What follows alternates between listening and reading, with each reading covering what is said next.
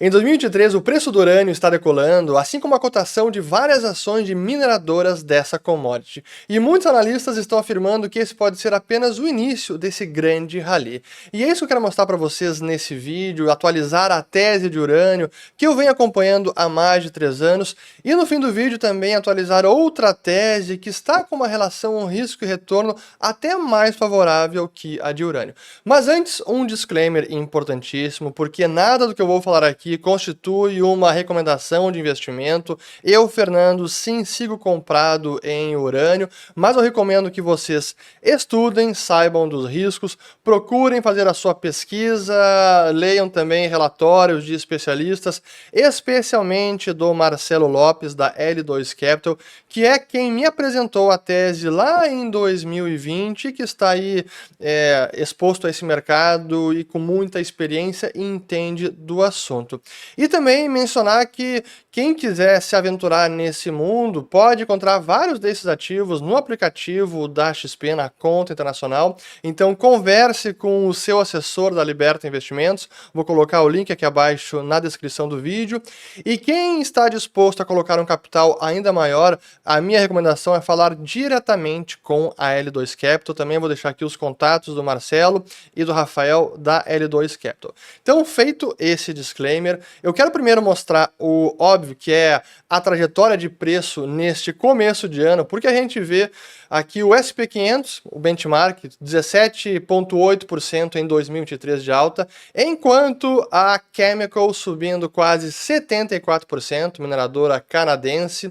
Depois aqui temos com 44% o ETF UEC, depois com 39,9% o ETF URNM, que é o da Sprott, de mineradoras de urânio, depois com alta de 36,6%, o ETF do Fundo de Investimento em Urânio Físico, que esse é o Sprott Physical Uranium Trust, que começou em 2021, a gente vai falar mais sobre ele. E depois, com 33% de alta neste ano, temos também o próprio preço da libra de urânio, que hoje está batendo $65 a libra. E claro que essa performance chama atenção, muita gente se pergunta, pô, será que ainda tem mais para correr? E muita gente diz que sim, e o sentimento no momento é de muito otimismo. O setor está com muito otimismo, confiante que esse rally está começando. Isso é também um alerta, porque nesses momentos de mercado muito bullish, otimista, a gente pode acabar vendo um overshoot, o mercado se excedendo, ficando eufórico, então também fiquem atentos a esse tipo de desempenho na cotação dessas ações. Mas é importante revisitar a tese, até para aqueles que estão caindo de paraquedas e começaram agora a assistir os nossos conteúdos, porque, em síntese, a tese de investimento em urânio tem a ver com o profundo descasamento entre oferta e demanda de urânio. Quem é que demanda urânio? As grandes usinas nucleares, as chamadas utilities, que são as empresas que usam o urânio como combustível para os reatores nucleares, para a geração de energia elétrica, e os ofertantes são as mineradoras de urânio. Especialmente depois do acidente de Fukushima em março de 2011 no Japão, por conta do tsunami, o mercado entrou num período de baixa, de declínio, em que várias dessas utilities até ficaram muito complacentes, não atualizaram o contrato, não garantiram contrato de fornecimento de longo prazo do urânio, o preço caiu bastante, as mineradoras também, depois eu vou mostrar um pouco na tela, e gerou um período de que esse descasamento ou desequilíbrio começou a se formar. E depois, quem quiser se aprofundar também, vou colocar vídeos de entrevistas minhas com o Marcelo Lopes, depois eu coloco no fim desse vídeo, em que ele elabora com muito mais detalhe a tese em si, mas esse desequilíbrio entre oferta e demanda, ele já existia antes da pandemia. Então, a tese já estava lá posta e bastava esperar ela se materializar, quando as usinas nucleares, as utilities, perceberiam que, opa, talvez falte urânio, a gente precisa garantir, vamos assinar os contratos de longo prazo, e isso tende a pressionar o preço do urânio para cima, porque a oferta, a produção de urânio, não pode ser aumentada da noite para o dia.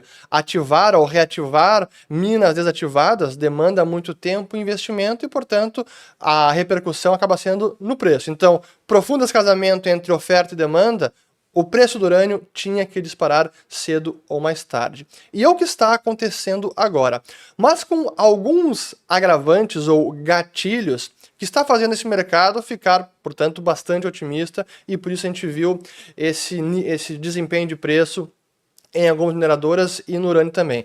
Mas só para relembrar algo importantíssimo, que é a grande superioridade do urânio como um combustível energético por conta da sua densidade energética. Isso aqui é um pouco de aula de física, que não é minha especialidade, mas quando eu fui estudar a tese por conta das conversas com o Marcelo, eu percebi, cara, isso aqui é simplesmente fantástico. E a energia nuclear, ela é absolutamente necessária, especialmente no momento que o mundo quer sair dos combustíveis fósseis, praticar uma transição energética e ir em direção a energias mais renováveis, mais seguras, confiáveis e verdes, mais limpas. Exatamente isso que a energia nuclear é.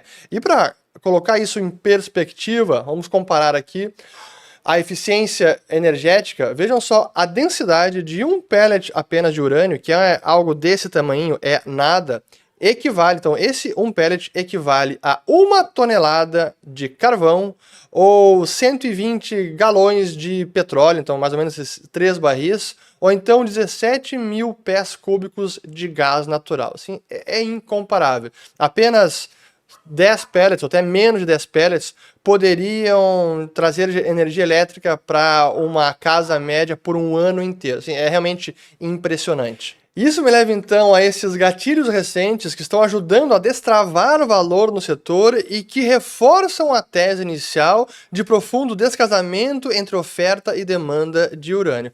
Porque nós estamos vendo este renascimento da energia nuclear por conta da transição energética. Vários países reconhecendo a superioridade tecnológica, que é uma fonte de energia confiável, limpa e é sim muito segura e, portanto, é não apenas uma alternativa, como ela é absolutamente essencial para essa transição energética. E tivemos agora uma matéria importante, que foi dia 13 de setembro, ontem, estou gravando agora no 14, quinta-feira, onde diz o seguinte: a nukes, ou energia nuclear, está de volta, mas o urânio está em falta.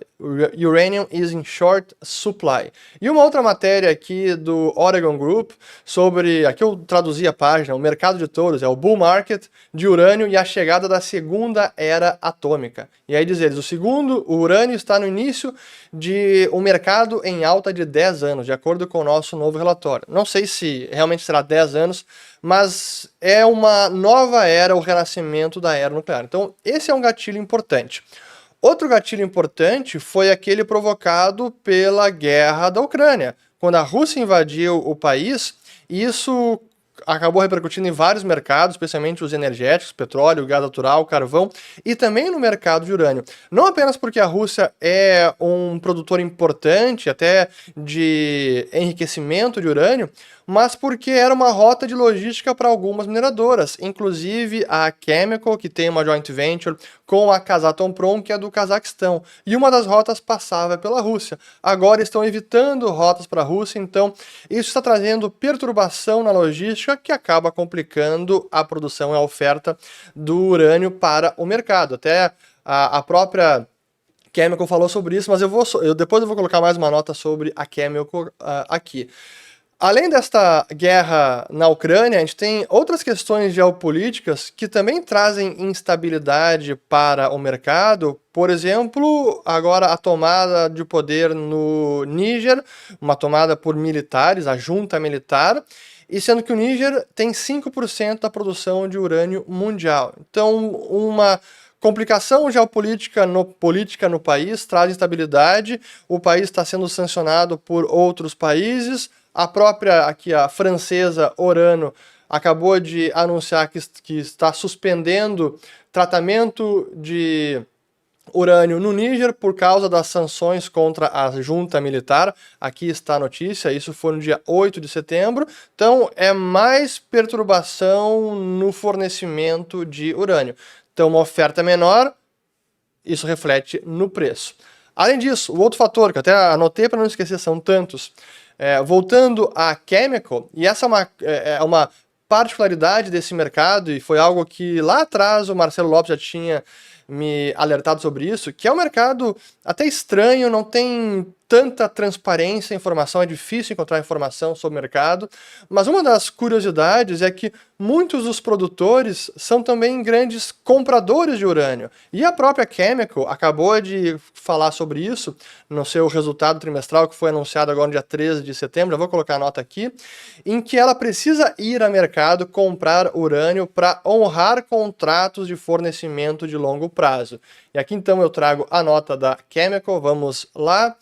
Aqui temos, então, a Chemical fornece produção e atualização de mercado. Até eu separei aqui o ponto exato que eu queria trazer. A estratégia da Chemical de captura de valor de ciclo completo nos posiciona para gerenciar efetivamente o déficit de produção esperado e cumprir nossos compromissos de entrega com nossos clientes. Mantemos a flexibilidade de obter material por vários meios além da produção, se necessário, incluindo o aumento de nossas compras no mercado, a realização de compras a longo prazo, o uso de estoque ou o empréstimo de produtos.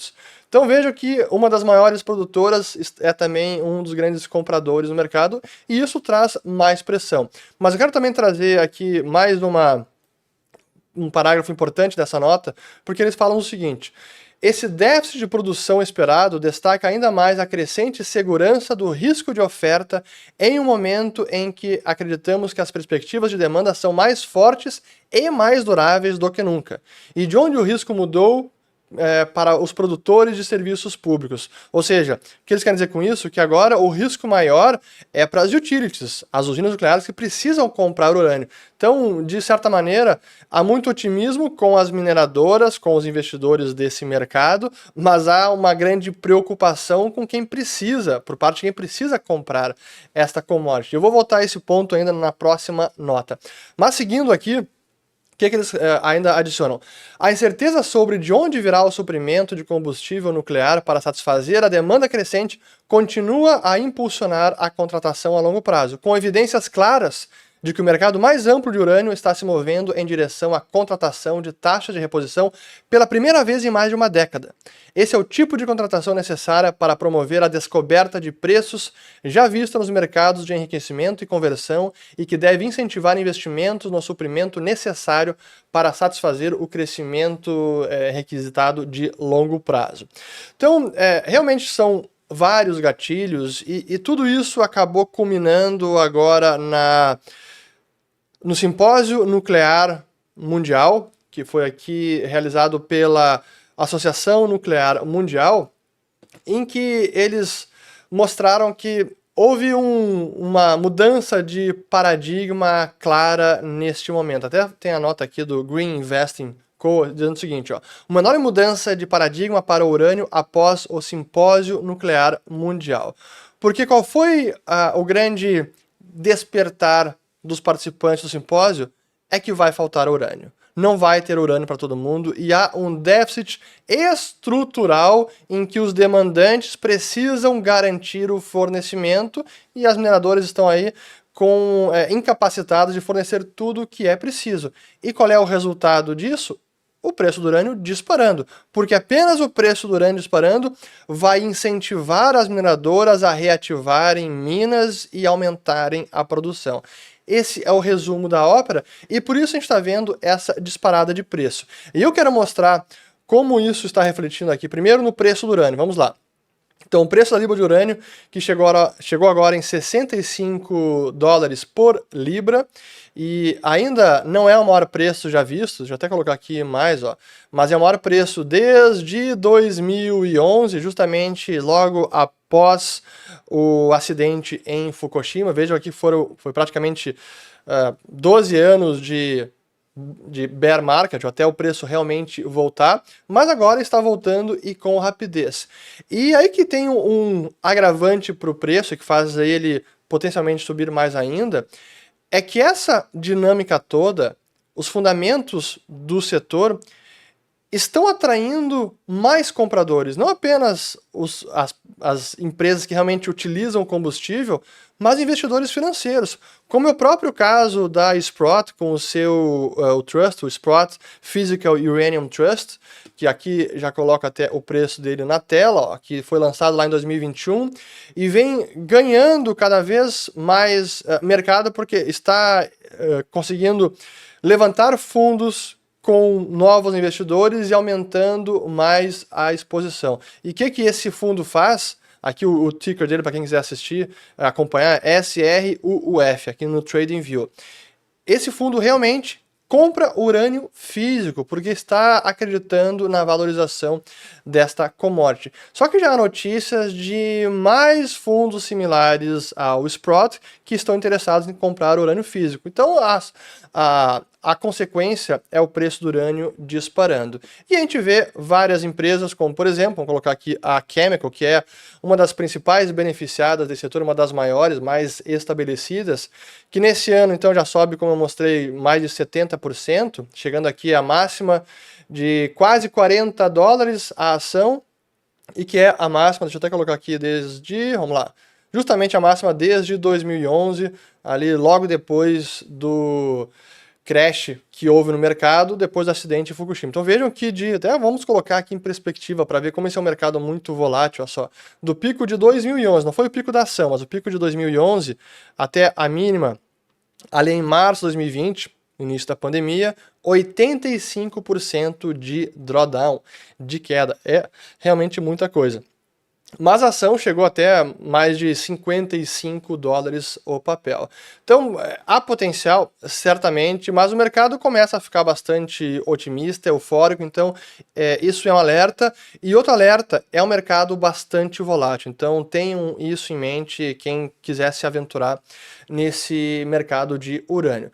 Pois bem, eu acho que o de urânio era isso tudo, agora eu preciso falar sobre outra tese muito importante, e que também foi Marcelo Lopes que me apresentou, a gente fez uma conversa com ele sobre isso, que é o setor de cannabis, que também tem um fundamento interessante em que há vários gatilhos potenciais para destravar o valor. E um deles acabou de acontecer e fez com que, vamos lá, o principal ETF que tem aqui na Bolsa Americana, que é o MSOS, disparasse em praticamente 15 dias, ou nem isso, 83%. Aqui, ó, último, vamos colocar aqui desde o dia 30 de agosto, quando saiu a notícia importante, que eu já vou falar qual é, o ETF disparou 82%, enquanto o SP500 apenas 0,5%. E que notícia é essa? É a notícia de que o Departamento Americano de Saúde está recomendando ao Departamento de Drogas, o DEA americano, que mude a classificação de Schedule 1 para Schedule 3.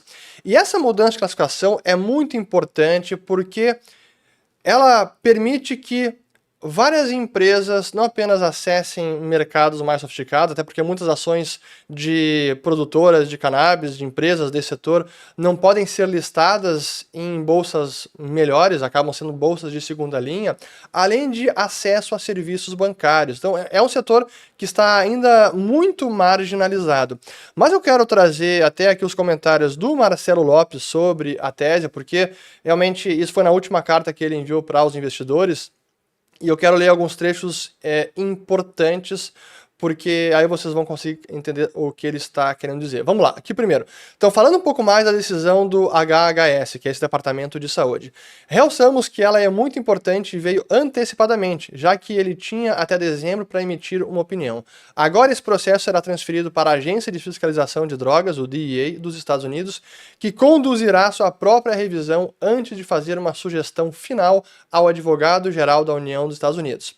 E ele complementa por que essa notícia é extremamente favorável ao setor, e ele dá os seguintes motivos. Primeiro, substâncias classificadas abaixo da classe 2, e era o que estava cannabis antes, classe que ainda está, mas essa é a recomendação de mudança, então classe 1, abaixo da classe 2 não estão sujeitas à tributação federal punitiva sob o 280E, que eleva o imposto efetivo das empresas de 21% para cerca de 70%. Ou seja, essas empresas deverão economizar bilhões em impostos todos os anos, e esse caixa será revertido aos acionistas.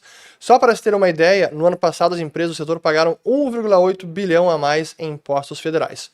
Outro ponto, drogas na Schedule 3, que é a recomendação do HHS, podem fazer negócios com os bancos. Isso permitirá que as empresas do setor consigam empréstimos mais baratos, aceitem cartões de crédito, ticket mais alto, contratem seguros e melhorem suas condições operacionais. E aí, por fim, ele relembra os potenciais gatilhos que ainda existem para o setor no médio prazo, como a aprovação do Safe Banking Act, que trará, dentre outras coisas, redução do custo de capital para as empresas do setor, maior eficiência operacional das empresas, aumentando o lucro, permissão para o uplisting, ou seja, empresas que hoje são listadas em bolsas de segunda linha no Canadá, poderiam listar suas ações em bolsas de primeira linha, como a NYSE ou a Nasdaq, que tem muito mais liquidez. Permissão para que family offices, hedge funds, fundos mútuos, fundos de pensão, HNWs, que são os High Net Worth Individuals, então investidores com alto patrimônio, também possam investir no setor. Legalização de investimentos por empresas do setor de álcool, tabaco ou farmacêuticas no setor de cannabis e permissão para que mais ETFs participem do setor. Então, olhando por essas óticas e em termos de relação risco-retorno, é o que o Marcelo conclui aqui a carta, é uma relação muito favorável, porque hoje é um setor que ainda está marginalizado e muitos investidores, como eu acabei de listar aqui, nem podem ter acesso, por mais que gostem da tese, não podem ter acesso por uma questão regulatória, estão impedidos. E aí, para finalizar justamente com o MSOS, então aqui a gente vê essa disparada de preço que saiu, então olhando nessa janela do último ano, pô, realmente foi uma alta forte, mas vem de uma queda de 14 no último ano. Mas se a gente amplia a janela, sim, a queda é ainda maior. Vejam, do topo histórico foi lá em 55 dólares e agora está abaixo de 9. Então, colocando uma perspectiva de longo prazo de potencial, é nesse sentido que essa também é uma tese assimétrica e eu queria trazer essa atualização para vocês que muitos têm me perguntado. Espero que tenham gostado de mais um vídeo. De novo eu renovo o meu disclaimer e recomendação que façam o dever de casa, estudem, conversem com seus assessores, falem com especialistas, entendam dos riscos da volatilidade desse tipo de ativo e jamais entrem no mercado, qualquer que seja ele, apenas porque alguém falou que é uma boa, eu vi o vídeo do Fernando, então vou investir porque é legal. Não faça isso. Toma uma decisão bem embasada. Agora sim, acabo por aqui. Espero ter gostado. Compartilhem o vídeo, se inscrevam no canal. Se tornem membros também, até porque tem conversas que a gente fez com o Marcelo Lopes que estão restritas para os membros do canal. Até o próximo vídeo. Valeu!